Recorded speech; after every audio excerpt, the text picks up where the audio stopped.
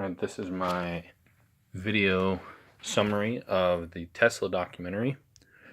Just to recap, the original documentary didn't work, so I watched another one which was more just about the life of Tesla. So it kind of went through his early life, his War of the Currents, his radio, some of the other things that he missed out on.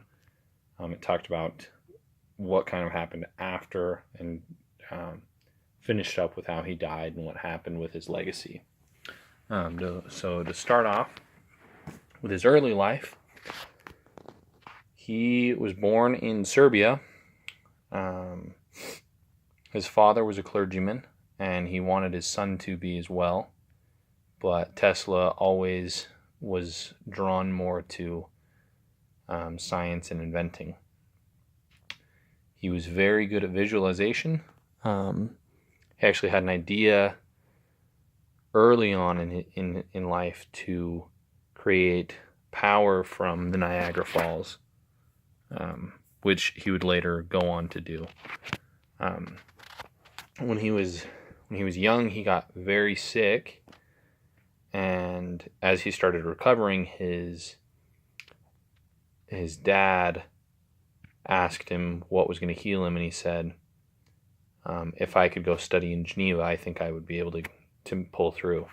So his dad said, okay. He went to Geneva, and was able to study school there, and he grew fascinated by electricity. And while there, he came up with the idea for the AC, or alternating current motor.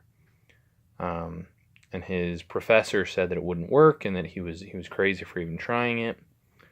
And so he ended up moving to America to have Thomas Edison help him create this AC motor. And basically what it is, so what this is, it's these are coils, and then we've got the tubing around side, and then the turbine. So what happens is you pass a current from here to here to here to here, and it goes around and it spins the turbine, creating power. But because it's not a direct current, because you alternate from this one to that one to that one to that one, that it creates this magnetic field that then drives the turbine. So that was his idea. So he came, and this is where the War of the Currents begins. So he moved to the US, and he started working for Thomas Edison. And while he was working for Edison, he brought up the idea of the AC motor.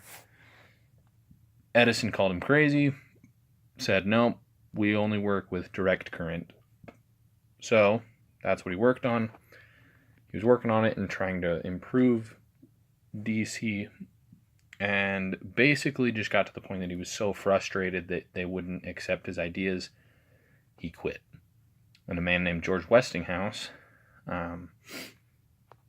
offered to buy the 22 patents that he had for $1 million plus royalties of $2 per horsepower generated.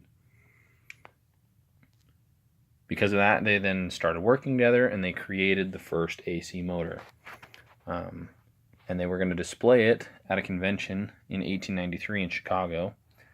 And leading up to that, Edison actually started a slandering campaign against Tesla, trying to prove that AC was actually super dangerous, and they used it to execute prisoners and execute animals just to show how unsafe it was.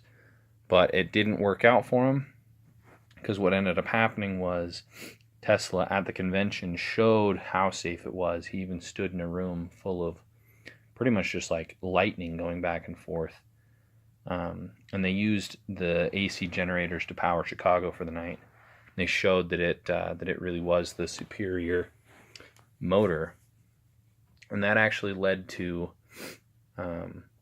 Niagara Falls, where he was able to accomplish his childhood dream of making an upscaled AC generator that was water powered. And so that went on. He ended up achieving pretty much everything he wanted to with his AC motor, which opened the door for him to leave Westinghouse Electric and move on to other things. He moved on to radio because his Tesla coil, one of his inventions, started receiving radio waves, and he tuned it to certain frequencies and was able to transmit messages. And on the verge of his discovery, his shop actually caught fire and destroyed all of his work. And from then on, he wasn't really the same, because it was all that hard work that he had was gone. And then J.P. Morgan stepped in and started funding him, and wanted to be able to pretty much own the radio signals. And a guy by the name of Marconi actually stole a lot of Tesla's patents and earned a Nobel Prize for it, which infuriated Tesla, because it was his invention that ended up getting that. But because he was lacking in the results, JP Morgan pulled his funding, and Tesla was still trying to pursue this idea of providing worldwide electric to people. Unfortunately, he kind of hit his peak at that point, and they had a section called "He Rose Too High." All of his patents started expiring. He didn't have a royalty anymore.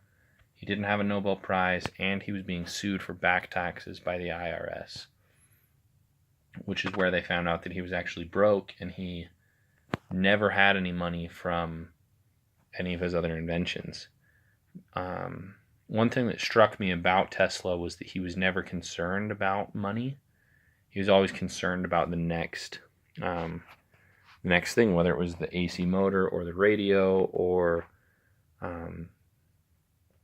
building his cosmic things, where he was trying to communicate with extraterrestrials and things like that. It just showed that he was very tenacious and very into what he was doing. Unfortunately, he didn't receive credit for the radio until about 50 years after the fact. By the end of his life, a lot of people thought he was crazy, and he invented a death ray to help the U.S. stop a lot of wars.